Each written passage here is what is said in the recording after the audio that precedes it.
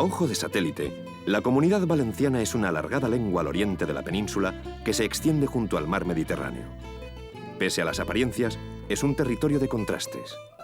Desde su llanura costera, el suelo se eleva progresivamente hacia el interior, siguiendo unos imaginarios escalones. Mesetas, altiplanos y pequeñas estribaciones montañosas salpican el relieve de la comunidad con un norte de perfil abrupto y desigual y un sur de formas mucho más suaves. Esta geografía irregular tiene nombres propios. El poderoso Maestrazgo de Castellón, la Sierra de Espadán, la Vega Valenciana, ubicada en un terreno más llano, o la Sierra Mariola, en la provincia de Alicante, son algunas de las principales referencias de su paisaje, dominado por un clima de agradables temperaturas a lo largo de casi todo el año. El Mediterráneo lo impregna todo, surge desde la costa y da su esencia a la vegetación, los bosques y los valles. El agua es el otro de los elementos más importantes que distingue a estas tierras.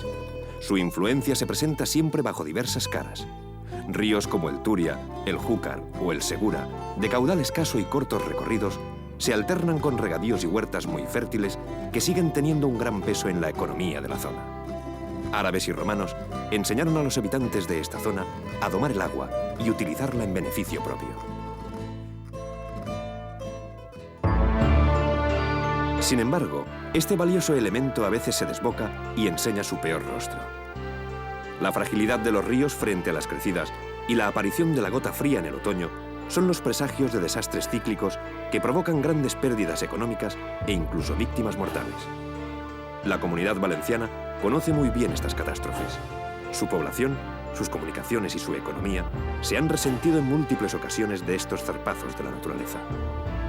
La gran riada del mes de octubre de 1982 todavía permanece en la memoria de sus habitantes.